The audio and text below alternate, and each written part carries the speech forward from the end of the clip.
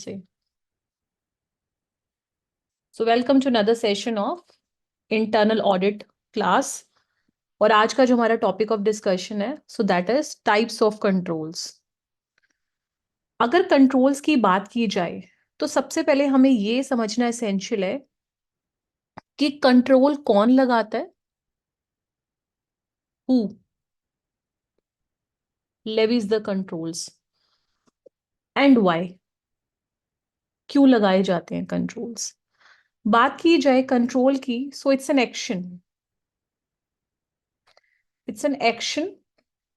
Which is taken by who, कौन लगाता है कंट्रोल्स के जो एक्शंस हैं। एक ऐसा एक्शन जो कि कौन लगाता है कंट्रोल, कंपनी के बोर्ड ऑफ डायरेक्टर्स या कंपनी के सीनियर मोस्ट पर्सन्स या फिर दूसरी पार्टीज भी हो सकते हैं। जैसे कि अगर हम आउटसाइड पार्टीज की एनक्रिप्शन के लिए किसी सॉफ्टवेयर एजेंसी की हेल्प ले रहे हैं। सो इन अ नटशेल कंट्रोल क्या है? कंट्रोल एक ऐसा एक्शन है या ऐसे बात की जाए पॉलिसी या फिर प्रोसीजर या एक्टिविटी है जो कि बोर्ड ऑफ डायरेक्टर्स लेते हैं या मैनेजमेंट लेगी या फिर अदर पार्टीज। इसका मोटिव क्या है? वाई, मोटिव क्या है इसका कंट्रोल लगाने का किसी भी ऑर्गेनाइजेशन में? To manage the risk, risk को मैनेज किया जा सके। क्योंकि अगर रिस्क अच्छे से मैनेज होगा, अब यहां पर मैं ये नहीं कह रही कि आप कंप्लीटली जो है रिस्क को एलिमिनेट कर सकते हैं, क्या ऐसा प्रैक्टिकली फिजिबल है? The answer is no. लेकिन आप रिस्क को कम जरूर कर सकते हैं, मिटिगेट कर सकते हैं। मिटिगेट करना मतलब कम करना। कैसे? कंट्रोल्स लगा के, मैनेजमेंट हो गई या बोर्ड ऑफ डायरेक्टर्स हो गए, अदर पार्टीज की हेल्प लेके। इससे क्या होगा? जब रिस्क अच्छे से मैनेज होगा, कम होगा, उसके लिए हमने कंट्रोल्स लगा दिए। अगर रिस्क अच्छे से मैनेज है तो उसका हमें क्या बेनिफिट मिलेगा, क्या एडवांटेज होने वाली है? तो उसका सिंपल एडवांटेज यही है, जो भी उस ऑर्गेनाइजेशन के ऑब्जेक्टिव्स और गोल्स हैं वो अचीव हो जाएंगे। जिस पर्पस के लिए वो ऑर्गेनाइजेशन बनी है, चाहे वो प्रॉफिट ओरिएंटेड ऑर्गेनाइजेशन क्यों ना हो, तो उसके जो भी मोटिव्स हैं वो फुलफिल हो जाएंगे। अगर बात की जाए कंट्रोल के प्रोसेसेस के विद रिस्पेक्ट टू, सो इसमें पॉलिसीज, अब ये यहाँ इंपॉर्टेंट एस्पेक्ट स्टार्ट होने वाला है, तो बहुत ध्यान से समझिएगा। तीन चीजों के ऊपर मैं फोकस कर रही हूँ। The first one is the policy, second one is the procedures, third one is the activities. I repeat, policies, procedures and activities. अब प्रोसीजर्स की जहां तक हम बात करें, जो कि सेकेंड पॉइंट है, तो वो मैनुअल प्रोसीजर्स भी हो सकते हैं या ऑटोमेटेड प्रोसीजर भी हो सकते हैं, जो कि हम नेक्स्ट लेक्चर में इसको थोड़ा डिटेल में एक अनदर लेवल पे लेके जाएंगे प्रोसीजर्स को। अब चाहे हमने ऑर्गेनाइजेशन के अंदर पॉलिसी लगाई या प्रोसीजर लगाए, एक्टिविटी लगाई, अब आपको इसमें होगा कि मैम सिमिलर सी टर्म्स हैं, कोई एग्जांपल्स वगैरह लेके इसको क्लियर कीजिए। तो डेफिनेटली हम इसमें एग्जांपल भी लेंगे। But for the time being अगर बात की जाए कि ये जो भी हम पॉलिसी, प्रोसीजर या एक्टिविटी लगा रहे हैं, इसका प्राइमरी मोटो क्या है? कि ऑर्गेनाइजेशन एटलीस्ट उतना लेवल रिस्क पे पहुंचे कि जितना वो एक्सेप्ट कर पाए, विलिंग टू एक्सेप्ट, जितना उससे वो टॉलरेबल हो। क्योंकि वो उतना ही एक्सेप्ट करेगी ना रिस्क जितना वो टॉलरेट कर सकती है।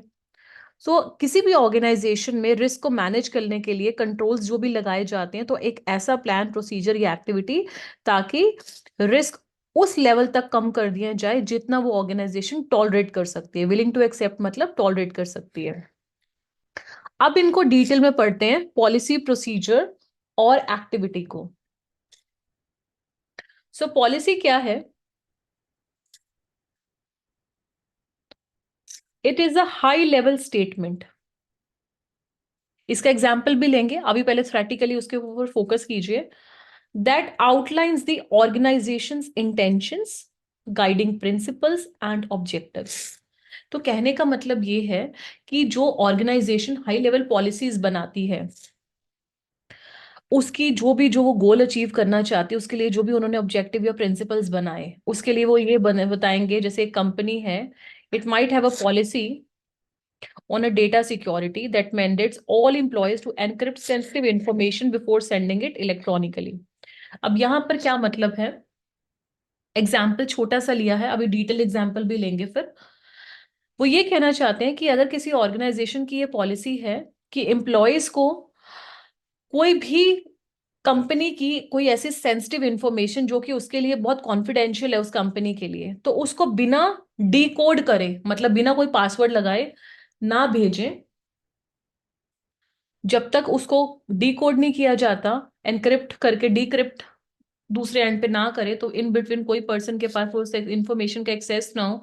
तो ये क्या है, एक तरह से ऑर्गेनाइजेशन में उस कंपनी ने क्या बना दी, एक पॉलिसी बना दी कि जब भी आप कॉन्फिडेंशियल इंफॉर्मेशन को, सेंसिटिव इंफॉर्मेशन को शेयर करेंगे तो आपको क्या करना पड़ेगा, एनक्रिप्ट करना पड़ेगा वो इंफॉर्मेशन। एनक्रिप्ट का मतलब क्या होता है, जैसे कि प्राइवेट और पब्लिक की, ये थोड़ा सा आपका अब इंफॉर्मेशन टेक्नोलॉजी का टॉपिक आ गया। जब आप पासवर्ड्स वगैरह लगा के आगे दूसरा पर्सन भी पासवर्ड से ही खोल पाए, प्राइवेट की इंक्रिप्शन से एनक्रिप्ट होता है, पब्लिक की से डिकोड होता है, डिक्रिप्ट होता है। ठीक है, इन शॉर्ट आप समझिए कि पासवर्ड लगा दिए और तभी दूसरा पर्सन भी जो है उसके पास जो पासवर्ड है उससे खोल पाए। अब किसी ऑर्गेनाइजेशन ने अगर ये एनक्रिप्शन की पॉलिसी लगा दी है इंफॉर्मेशन को शेयर करने से पहले, तो यही कहलाती है high level statement. But procedure क्या है, प्रोसीजर का मतलब ये है detail step by step instructions और प्रोटोकॉल्स, जो भी रूल्स और रेगुलेशंस हैं, जो कि एक स्पेसिफिक टास्क उनको करने हैं, जो भी पॉलिसी में मेंशन्ड है वो प्रोसीजर है। जैसे डेटा सिक्योरिटी के प्रोसीजर में उन्होंने कहा कि उनको एनक्रिप्शन अगर करनी है तो उसके लिए एक सॉफ्टवेयर को यूज करना पड़ेगा, तो वो क्या हुआ, इट्स अ प्रोसीजर, कि अगर आपको इंफॉर्मेशन को एनक्रिप्ट करना है तो आपको एक सॉफ्टवेयर का इस्तेमाल करना है। तो ये किस में आउटलाइन था, किस में मेंशन था, पॉलिसी में मेंशन था, तो ये क्या हुआ, ये प्रोसीजर कहलाएगा।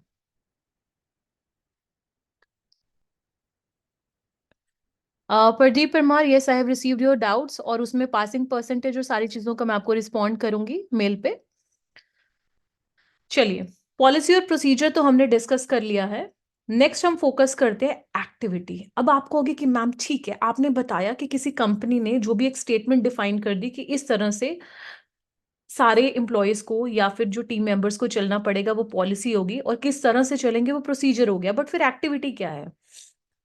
एक्टिविटी का मतलब ये है एक्चुअल टास्क और actions that are carried out by an individual or team to execute the procedure. For example, an activity could involve an employee encrypting a file before emailing it to client. ये activity हो गई ना, कि client को वो जो है file भेजने से पहले किसी को इंफॉर्मेशन शेयर करनी है सपोज, तो वो सॉफ्टवेयर को यूज करके जो वो स्टेप कर रहा है, उसके पास इंफॉर्मेशन थी, वो डायरेक्टली क्लाइंट को जब सेंड कर रहा है तो उसमें कुछ स्टेप्स को फॉलो कर रहा है। क्या कर रहा है, वो पहले उसको एनक्रिप्ट कर रहा है, और एनक्रिप्ट किससे कर रहा है, एक सॉफ्टवेयर से कर रहा है। तो ये जो पूरी स्टेप्स इन्वॉल्व हैं, स्पेसिफिक टास्क इन्वॉल्व हैं, स्पेसिफिक टास्क ही हो गए ना, एनक्रिप्ट कर रहा है सॉफ्टवेयर के through, that is refer to as activity. Example के तौर पे अगर बात की जाए, ऑब्जेक्टिव अगर हमारा ये है कि कॉन्फिडेंशियलिटी और इंटीग्रिटी ऑफ सेंसिटिव इंफॉर्मेशन को प्रोटेक्ट करना, ताकि वो जिसके पास एक्सेस नहीं होना चाहिए उस तक वो इंफॉर्मेशन ना पहुंचे, सो एनक्रिप्शन वाला हमने लगा लिया है ना। तो यहां पर अगर बात की जाए प्रोसीजर की, प्रोसीजर क्या है, एनक्रिप्शन प्रोसीजर, जो भी सॉफ्टवेयर यूज हो रहा है। ठीक है, आगे ये उन्होंने sensitive files to be transmitted, identify, अब ये भी क्या इसमें प्रोसीजर में इन्वॉल्व होगा। अब आपने बोला कि जो भी सेंसिटिव इंफॉर्मेशन है उसको आप डिकोड करके भेजोगे, एनक्रिप्ट करके भेजोगे, कोडिंग करके भेजोगे, पासवर्ड लगाओगे, लेकिन वो कौन कौन सी इंफॉर्मेशन होगी जिसपे आप कोडिंग लगाएंगे, एनक्रिप्शन करेंगे, तो आपको उसको आइडेंटिफाई भी तो करना पड़ेगा ना। सो that is what it is called procedure. जब आप उस चीज की आइडेंटिफिकेशन कर रहे हैं तो वो प्रोसीजर है। एनक्रिप्शन जो सॉफ्टवेयर यूज कर रहे हैं, that is also procedure. Successful encryption हो रहा है, वो भी इसका ही पार्ट है। और जब आप ट्रांसमिट कर देते हैं एनक्रिप्टेड फाइल्स को सिक्योरली, वो भी इसी का पार्ट है। फिर एक्टिविटी क्या है, एक्टिविटी है जब आप पूरा टास्क परफॉर्म कर रहे हो, एनक्रिप्शन से लेके क्लाइंट को इंफॉर्मेशन भेजने तक का, दैट इज कॉल्ड एक्टिविटी। ठीक है, जैसे कि आइडेंटिफाइज अ सेंसिटिव डॉक्यूमेंट, आपने देख लिया कि मेरे पास एक क्लाइंट को मेरे को इंफॉर्मेशन भेजनी है, मैंने ये आइडेंटिफाई किया उसमें ये वाली जो है इंफॉर्मेशन क्रिटिकल है, तो इसको एनक्रिप्ट करना पड़ेगा। तो आपने क्या करा, उसको एनक्रिप्ट करने के लिए सॉफ्टवेयर का इस्तेमाल किया, और फिर क्लाइंट को भेजा। तो पॉलिसी, प्रोसीजर एंड एक्टिविटी, इनमें डिफरेंस क्या हुआ फिर? ऑर्गेनाइजेशन जो एक पाथवे आउटलाइन कर देती है कि इस तरह से आपको चलना है, दैट इज कॉल्ड पॉलिसी। लेकिन कैसे चलना है, how, that is called procedure. और किस तरह से वो स्टेप्स फॉलो होंगे, सीरीज ऑफ स्टेप्स, वो है एक्टिविटी। क्या आप पॉलिसी, प्रोसीजर और एक्टिविटी के बीच में डिफरेंस समझ पा रहे हैं, so that we can proceed further?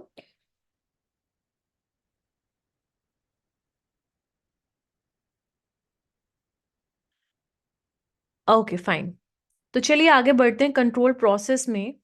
Control process एक ऐसा प्रोसेस है जिसके विद रिस्पेक्ट टू हमें फीडबैक चाहिए होती है किसी भी ऑर्गेनाइजेशन की जो भी एक्टिविटी उसने परफॉर्म कर ली है, ताकि हम आगे जाके अच्छे स्टेप्स ले पाए, प्रिवेंटिव या फिर डिटेक्टिव। आगे चल के कोई मिस्टेक होती है तो हमें वो चीज फ्यूचर में रिपीट ना हो। क्योंकि जब भी हम कंट्रोल लेवी करते हैं तो हमारा प्राइमरी मोटिव क्या होता है कि जो भी पास में मिस्टेक्स हुई हैं वो रिपीट ना हो। यही हमारा मोटिव, एक one of the primary motive ये भी होता है। सो हमें फीडबैक मिलनी चाहिए ऑर्गेनाइजेशन की एक्टिविटीज की। और ये कैसे पॉसिबल है? ये सिंपली पॉसिबल है कि हमने एक स्टैंडर्ड लेआउट कर दिया कि आप जब भी कोई इंफॉर्मेशन सेंड करेंगे तो पहले क्या करेंगे, उसे एनक्रिप्ट करेंगे। और फिर जब क्लाइंट को भेजेंगे वो उसके लिए प्रोसीजर, आपको सॉफ्टवेयर का इस्तेमाल करो, ठीक है।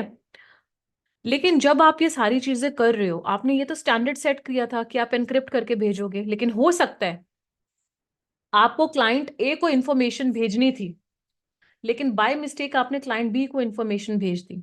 तो यहां पर क्या आ गया, डेविएशन आ गया, है ना। डेविएशन आएगा कि नहीं आएगा कंट्रोल में, स्टैंडर्ड्स में? गलत पर्सन को आपने जो है इंफॉर्मेशन भेज दी है, तो इसके लिए आप करेक्टिव एक्शन लोगे और अपने स्टैंडर्ड्स को रिवाइज करोगे।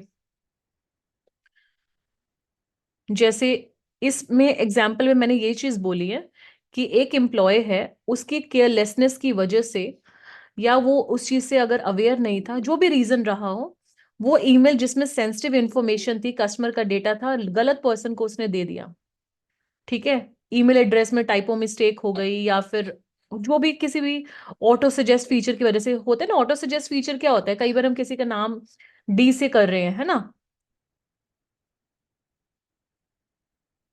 एक सेकेंड, दूसरी फाइल ओपन होगी, जस्ट होल्ड ऑन प्लीज। जी, जैसे डी से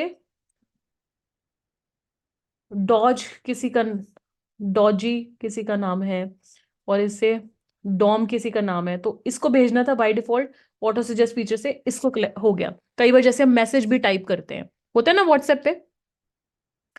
अब यहाँ पर परमार का क्वेश्चन है कि मैम फीडबैक कौन देगा? फीडबैक ऑब्वियसली जो भी ऑर्गेनाइजेशन के टीम मेंबर्स हैं वो देंगे टाइम टू टाइम फीडबैक, और जो इंटरनल ऑडिटर जो है उसके भी time to time auto suggestions मिलेंगे, जो भी वो मेमोज इशू करता है, और टीम मेंबर्स भी देते हैं, ठीक है। तो ये इंटीग्रेटेड एफर्ट होता है। अब इम्पैक्ट ऑफ डेविएशन क्या पड़ेगा? जब आपने जिस पर्सन को इंफॉर्मेशन भेजनी थी उसको ना भेज के दूसरे को भेज दिया, इससे आपकी प्राइवेसी वायलेट हो गई, है ना। गलत इन पर्सन के पास आपकी सेंसिटिव इंफॉर्मेशन है।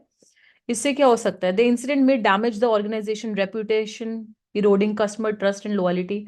गलत कस्टमर को उसके किसी और की इंफॉर्मेशन भेज दी, हो सकता है कि इससे कोई फाइनेंशियल लॉस हो जाए किसी दूसरे पर्सन का, तो company will be held liable, है ना, उसको भरपाई करनी पड़ेगी।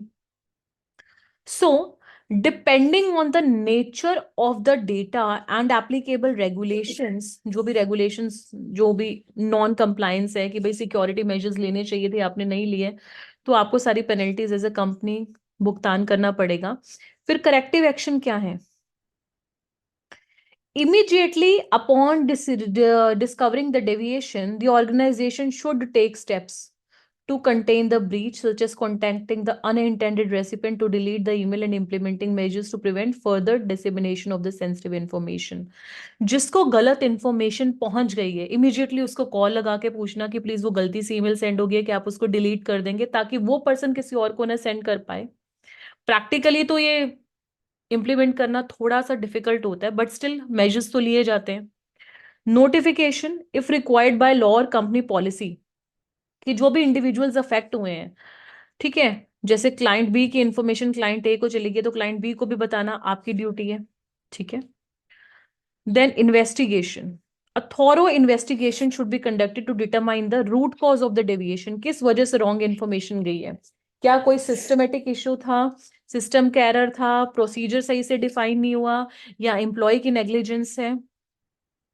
और इन्वेस्टिगेशन से जो पाया जाए उसकी फाइंडिंग्स के अकॉर्डिंगली फिर अप्रोप्रिएट आपको रेमेडियल एक्शंस लेने पड़ेंगे, ताकि आपको फ्यूचर में जब सेंसिटिव इन्फॉर्मेशन शेयर करनी है तो किसी से कोई गलती ना हो। इसके लिए आपको अपने एम्प्लॉयज को रेगुलरली ट्रेन करना पड़ेगा।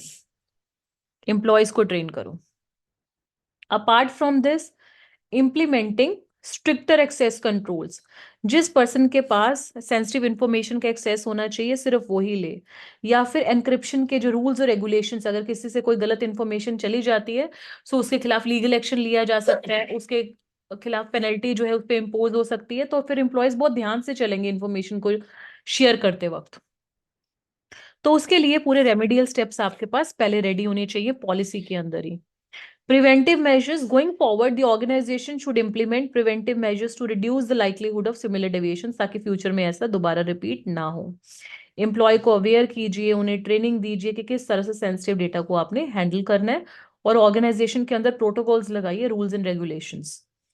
इस तरह से आप जो है फ्यूचर में जो है आप इस चीज के चांसेस कम कर सकते हो, मिटिगेट कर सकते हो, मतलब कम कर सकते हो कि डेटा की सही सिक्योरिटी को लेकर कोई ब्रीच ना हो फ्यूचर कोर्स ऑफ टाइम में। बट आपको नहीं लगता कि कंपनी की एक ये भी पॉलिसी होनी चाहिए, and evaluation reward system should be implemented to encourage compliance with the control system? आपने अपनी ऑर्गेनाइजेशन में कंट्रोल्स लगा रखे हैं, बट किसी ने ये पाया, किसी भी टीम मेंबर ने, कि मिस्टर एक्स वाई के पास कुछ ऐसी इंफॉर्मेशन है जो गलती से चली गई है। सपोज मिस्टर जेड एक सिस्टम पे बैठा था, तो उसके एडजेसेंट जो है मिस्टर एक्स, एक्स वाई एक ही पर्सन है, यहाँ पर कंफ्यूजन दूर करने के लिए मिस्टर एक्स कर लेते हैं। मिस्टर एक्स उसके एडजेसेंट बैठा था, उसके पास ये इन्फॉर्मेशन का एक्सेस नहीं होना चाहिए जो मिस्टर जेड जो है यूज कर रहा है। बट यहाँ पर एक और पर्सन है मिस्टर क्यू। मिस्टर क्यू ये सारा कुछ देख रहा है कि वो बाहर गया है, तो मिस्टर एक्स ऐसे इन्फॉर्मेशन को एक्सेस कर रहा है। तो मिस्टर क्यू अगर मैनेजमेंट के नॉलेज में ये चीज लेकर आए, दोस्त चार्ज विद गवर्नेंस मैनेजमेंट, चाहे बोर्ड के चाहे सीनियर मैनेजमेंट के, कि ये सेंसिटिव इंफॉर्मेशन को जो देख रहा था, तो आपको नहीं लगता कि कंट्रोल्स अच्छे से किसी ऑर्गेनाइजेशन में लेवी हो तो उसके लिए क्या रखना चाहिए? Reward system. इसका कुछ ना कुछ मॉनिटरी टर्म में या फिर अप्रेजल के फॉर्म में कुछ ना कुछ इसको रिवॉर्ड मिलना चाहिए मिस्टर क्यू को, कि वो मैनेजमेंट के नॉलेज में ये बात लेकर आया है। आगे बढ़ते हैं, और आगे बढ़ने से पहले अभी तक जो हमने करा है उसको रिपीट भी कर लेते हैं, एक क्विक रिवीजन हो जाएगी। तो हमने कहा टाइप्स ऑफ कंट्रोल्स, बहुत तरह के कंट्रोल्स एक ऑर्गेनाइजेशन लगाती है, लेकिन अगर बात की जाए कंट्रोल की, तो कंट्रोल एक ऐसा एक्शन है, कह लीजिए पॉलिसी प्रोसीजर या एक्टिविटी है, जो कि बोर्ड ऑफ डायरेक्टर्स लेते हैं, या कंपनी के सीनियर मैनेजमेंट लेते हैं, या दूसरी पार्टीज भी हो सकती हैं जैसे थर्ड पार्टी जिससे आपने सॉफ्टवेयर खरीदा, ताकि रिस्क को मैनेज किया जा सके और कंपनी के गोल अचीव हो सके। कंट्रोल के प्रोसेस में या फ्रेमवर्क में पॉलिसी, प्रोसीजर और एक्टिविटी होती है। प्रोसीजर मैनुअल और ऑटोमेटेड दोनों हो सकता है, ऑटोमेटेड हम नेक्स्ट लेक्चर में करेंगे डेफिनेटली। पॉलिसी, प्रोसीजर और एक्टिविटी, ये जो हम लगाते हैं कंट्रोल प्रोसेस या फ्रेमवर्क में, इसका सिंपल सा हमारा मोटिव यही रहता है कि कंपनी जो है उस जितना वो टॉलरेट कर सकती है रिस्क, उतने लेवल पे पहुंच जाए, ये सारे पॉलिसी, प्रोसीजर और एक्टिविटी लगाकर। फिर हमने इसका एग्जाम्पल किया सेंसिटिव इंफॉर्मेशन के विद रिस्पेक्ट टू, और हमने ये भी बात करी कि पॉलिसी, प्रोसीजर और एक्टिविटी में क्या डिफरेंस है, क्या डिफरेंस है तीनों में। पॉलिसी की अगर बात की जाए तो पॉलिसी का मतलब होता है एक ऑर्गेनाइजेशन ने क्या प्रिंसिपल्स या फिर क्या एक हाई लेवल स्टेटमेंट रेडी करी है जिसके विद रिस्पेक्ट टू सारे टीम मेंबर्स को चलना है, कैसे चलना है, how, that is called procedure, और उसमें क्या स्पेसिफिक स्टेप्स इन्वॉल्व हैं, दैट इज कॉल्ड एक्टिविटी। अगर आगे बढ़ते हैं, कंट्रोल प्रोसेस का हमने डिस्कस कर लिया था कि अगर कुछ डेविएशन आती है तो उसके लिए हमें स्टेप्स लेने चाहिए। फिर हमने कहा कि रिवॉर्ड सिस्टम भी होना चाहिए। Now let's come to the control environment. Control environment पे आते हैं। अगर कंट्रोल एनवायरनमेंट की बात की जाए इसको थोड़ा सा हम 5-10 मिनट इसके ऊपर लगाएंगे। How can internal auditor check internal controls, ये एक सेपरेट टॉपिक नेक्स्ट लेक्चर में आएगा, बट आपको एक आइडिया देने के लिए बता देती हूँ। Time to time internal controls एक इंटरनल ऑडिटर कैसे चेक करता है, जब उसको इंडिकेटर्स मिलते हैं, इंडिकेटर्स, ठीक है, कि ये सारे यहाँ पर डेफिशिएंसी है, तो यहाँ पर आपको कंट्रोल लगाना चाहिए। इसीलिए बड़ी बड़ी ऑर्गेनाइजेशन में, मीडियम और स्पेशली लार्ज स्केल ऑर्गेनाइजेशन में through out the year internal audit होता रहता है, ताकि जो भी डेफिशिएंसीज पाई जा रही हैं, है ना, क्योंकि देखो जब भी हम कोई कंट्रोल लगाते हैं किसी डेफिशिएंसी की वजह से लगाते हैं, ताकि फ्यूचर में वो चीज रिपीट ना हो। तो जब इंटरनल ऑडिटर के नॉलेज में कोई फ्रॉड का इंडिकेटर आता है, किसकी वजह से फ्रॉड हो सकता है, कि जैसे सेग्रीगेशन ऑफ ड्यूटीज नहीं है, एक ही पर्सन सारा काम कर रहा है, तो भाई सेग्रीगेट करो। अथॉरिटी रिस्पॉन्सिबिलिटी रिलेशनशिप डिफाइन करो, कि ये पर्सन इसको अकाउंटेबल है और इसकी ये रिस्पॉन्सिबिलिटी है। तो इन अ नटशेल जो आपका क्वेश्चन है Parmar, how can internal auditor check internal controls, तो वो जब रेगुलरली कॉन्टिन्यूसली जब वो ऑडिट करता है, तो उसके नॉलेज में कोई ऐसी चीजें आती हैं कि यहाँ पर फ्रॉड होने के चांसेस हैं, तो वो आगे सजेस्ट करता है कंट्रोल। ठीक है, और वो चेक कैसे कर सकता है वो हम आगे फिर डिटेल में भी पढ़ेंगे। अभी के लिए जो आपका क्वेश्चन है उसका ये आंसर है। अब आगे बढ़ते हैं, कंट्रोल एनवायरनमेंट। अगर कंट्रोल एनवायरनमेंट की बात की जाए, सो बेसिकली मैनेजमेंट की जो फिलॉसफी और ऑपरेटिंग स्टाइल है, किस तरह से मैनेजमेंट चलती है, तो कंट्रोल उसके ऊपर बहुत डिपेंड करता है। क्योंकि अगर मैनेजमेंट ने ऐसी पॉलिसी बना दी है कि स्ट्रिक्ट एक्शन लिया जाएगा जो कंट्रोल्स फॉलो नहीं करेगा, ये एक ऑपरेटिंग स्टाइल मैनेजमेंट की ये फिलॉसफी है, तो ऑब्वियसली जो सारे टीम मेंबर्स हैं उसको सिंसियरली लेंगे या नहीं, यस और नो? ऑब्वियसली जितने भी टीम मेंबर्स हैं वो उसको क्या लेंगे, सिंसियरली लेंगे, जो भी मैनेजमेंट ने पॉलिसी डिफाइन कर दी। आगे बढ़ते हैं। दूसरा, इंटीग्रिटी, मतलब ऑनेस्टी एंड एथिकल वैल्यूज। अगर बात की जाए, अगर मैं एक ऐसी पर्सन हूं कि मेरे को लगता है कि सबसे इंपॉर्टेंट लाइफ में होते हैं आपके एथिक्स, आपकी ऑनेस्टी, ठीक है, अगर आप एथिक्स के साथ चल रहे हो, सूनर और लेटर जो है आप अपनी लाइफ में सक्सेसफुल होगे। लेकिन किसी अगर एम्प्लॉय की किसी कंपनी में अगर ऐसी उसकी धारणा है, उसका ऐसा बिलीफ है कि नहीं, हम तो भाई जो अनड्यू एडवांटेज उठा के हमने कोई सिस्टम नहीं फॉलो करना, हम तो ऑर्गेनाइजेशन में फ्रॉड भी करेंगे, ये सारी चीजें करेंगी, तो एथिक्स को अगर वो उनकी वैल्यूज नहीं है, और वैल्यूज कैसे डिपेंड करती हैं, किसके ऊपर डिपेंड करती हैं, कि उनकी अपब्रिंगिंग कैसी है, एक तो वो किस तरह की पर्सन है, दूसरा उनको ऑर्गेनाइजेशन के अंदर कल्चर कैसा मिल रहा है, कल्चर इन दी ऑर्गेनाइजेशन, देखो ये भी बहुत इंपॉर्टेंट है चीज। अगर उसको सही से रिवॉर्ड मिल रहा है, रिकग्निशन मिल रही है, ऑर्गेनाइजेशन उसको केयर करती है, उस पर्सन को उसके एसेट समझती है कि वो एम्प्लॉय उस ऑर्गेनाइजेशन के लिए एसेट है, तो डेफिनेटली एथिक्स को बिल्ड भी किया जा सकता है। लेकिन ये हम सारा कुछ पढ़ के रहे हैं, कंट्रोल एनवायरनमेंट, कंट्रोल एनवायरनमेंट कैसे बिल्ट होता है किसी भी ऑर्गेनाइजेशन में, कि उसकी पॉलिसी क्या है, फिलॉसफी क्या है, उसके एम्प्लॉयज कितनी ऑनेस्टी रख रहे हैं, क्या उनके एथिक्स हैं, और अथॉरिटी एंड रिस्पॉन्सिबिलिटी रिलेशनशिप, ये बहुत इंपॉर्टेंट है। क्यों इंपॉर्टेंट है? क्योंकि किसी भी ऑर्गेनाइजेशन में उस पर्सन को कितनी पावर मिली है, और उसको आगे किसको रिपोर्ट करना है, क्या पावर मिली और किसको रिपोर्ट करना है, अथॉरिटी रिस्पॉन्सिबिलिटी रिलेशनशिप में क्या पावर मिली है और किसको आगे उसने रिपोर्टिंग करनी है। अगर ये दोनों चीजों को अच्छे से संभाल लिया जाए ना, तो कंट्रोल्स काफी अच्छी तरीके से लेवी हो सकते हैं ऑर्गेनाइजेशन के अंदर। फर्दर ऑर्गेनाइजेशन का स्ट्रक्चर कैसा है ना, बॉस जो है उसके किसी भी एम्प्लॉय का इमीडिएट बॉस के डायरेक्ट कनेक्शन है कि नहीं, या उसको किसी रूट को इनडायरेक्टली वो कनेक्ट कर सकता है, तो ऑर्गेनाइजेशन का जो स्ट्रक्चर है वो भी काफी हद तक कंट्रोल एनवायरनमेंट को क्या करता है, अफेक्ट करता है। इसके साथ साथ human resource policies and practices, किसी भी ऑर्गेनाइजेशन में जो उसके टीम मेंबर्स हैं, किस तरह से उन्हें मैनेज किया जा रहा है, क्या पॉलिसीज हैं, किस तरह से उनका रिवॉर्ड सिस्टम डिफाइंड है, और क्या वो स्किलफुल है कि नहीं, उतने उनकी कॉम्पिटेंसी क्या है टीम मेंबर्स की। तो ये सारी की सारी चीजें, ये 6 के 6 point, management philosophy, integrity and ethical values, organisational structure, human resources policies, their competence, and 6 point authority and responsibility, ये सारी चीजें मिलकर क्या बनाती हैं, कंट्रोल का एनवायरनमेंट। फर्दर अगर हम बात करें, अब एक इंपॉर्टेंट चीज मुझे बताइए, आप कितने भी कंट्रोल्स लगा दीजिए, क्या आप कभी 100% अश्योरेंस दे सकते हैं कि फ्रॉड नहीं होगा? टेल मी, क्या आप कभी 100% अश्योरेंस दे सकते हैं? The answer is no, right? तो हम क्या कह सकते हैं फिर? रीजनेबल अश्योरेंस ही देते हैं जो भी हम ऑर्गेनाइजेशन के अंदर इंटरनल कंट्रोल्स लगाते हैं। They gives only a fair amount of assurance, complete assurance नहीं दे सकते। कंप्लीट 100% को हम बोलते हैं एब्सोल्यूट, तो एब्सोल्यूट अश्योरेंस आप कभी नहीं दे सकते, तो रीजनेबल अश्योरेंस ही मिलती है। अब हमने बात कर ली, आप कहोगे कि आपने दोनों ने जो आंसर्स भी दिया वो भी सही दिया, और मैं भी जो चीज बोल रही हूँ कि बेटा रीजनेबल अश्योरेंस ही मिलेगी, एब्सोल्यूट नहीं मिलेगी 100%, तो इसके क्या कारण क्या हो सकते हैं?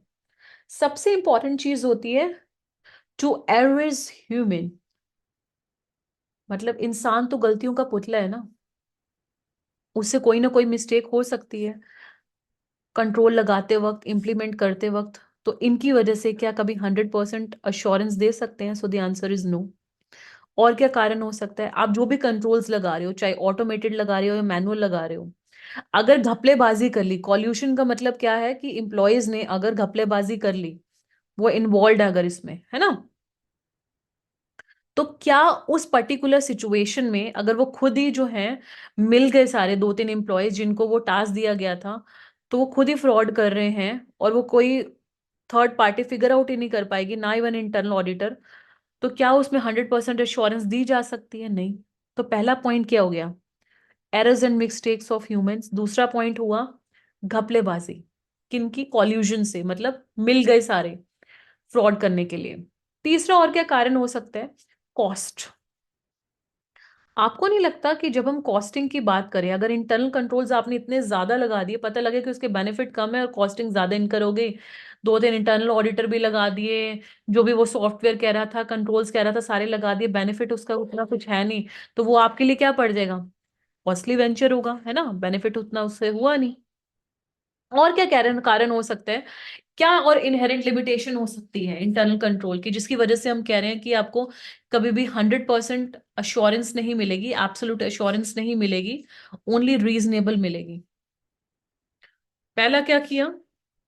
Errors of human beings. दूसरा, जितने भी कंट्रोल्स लगा लो मैनुअल या ऑटोमेटेड, तो घपलेबाजी, सबने मिलके हेरा फेरी करी, कॉल्यूजन करा, कोनाइवेंस करा, मिलके हेरा फेरी करी, या फिर कॉस्ट बहुत ज्यादा है। और क्या हो सकता है कि मैनेजमेंट जो है वो खुद ही इनअप्रोप्रिएट ओवरराइड कर रही है इंटरनल कंट्रोल्स के, अपने फाइनेंशियल स्टेटमेंट्स को अच्छे से दिखाने के लिए वो क्या कर रही है?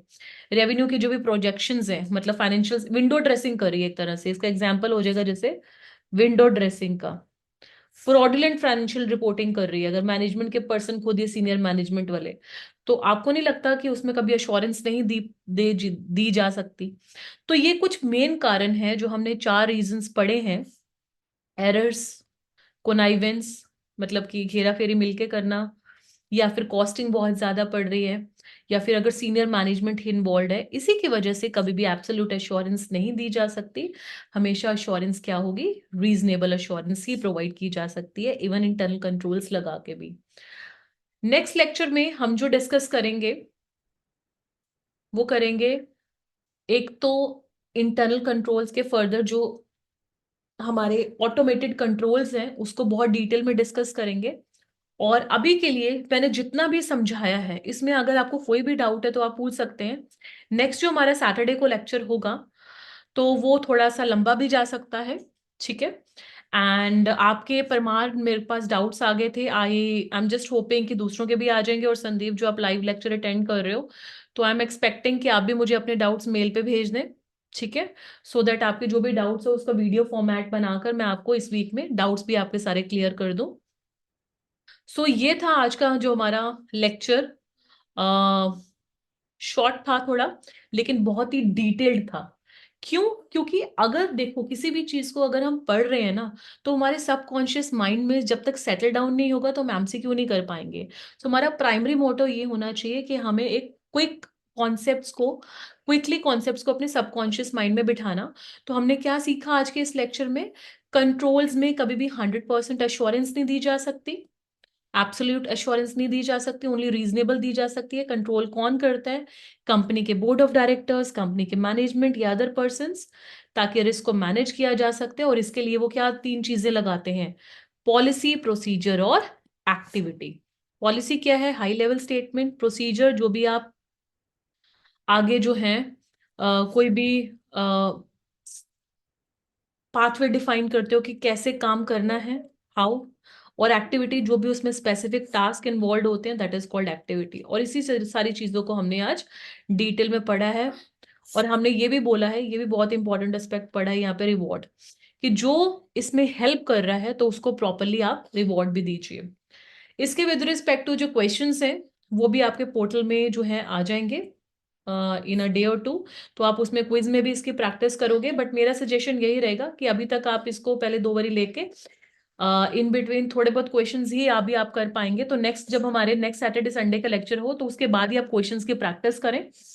अभी के लिए अभी तक के जो फ्रॉड के और ये वाले लेक्चर के जो नोट्स हैं, ये अब ये भी अपलोड हो जाएंगे, लेक्चर अपलोड हो जाएगा पोर्टल में। तो ये आप बाय हार्ट सारा याद कर लें। सो that's all for this lecture. आज का लेक्चर एक एवरेज ड्यूरेशन का था, बट जो हमारा नेक्स्ट लेक्चर होगा मे बी थोड़ा लंबा जाए। So be ready for that. So that's all for this today. And Parmar के मुझे डाउट्स मिल गए हैं, but I am just expecting कि दूसरे स्टूडेंट्स के भी एक दो स्टूडेंट्स के डाउट्स और आए हैं। संदीप, आपके मुझे डाउट्स नहीं मिले हैं। सो जो भी आपके डाउट्स होंगे क्विज से रिलेटेड, जो भी क्वेश्चंस में आपको डाउट्स आएंगे, so please do email. Right. Thank you so much.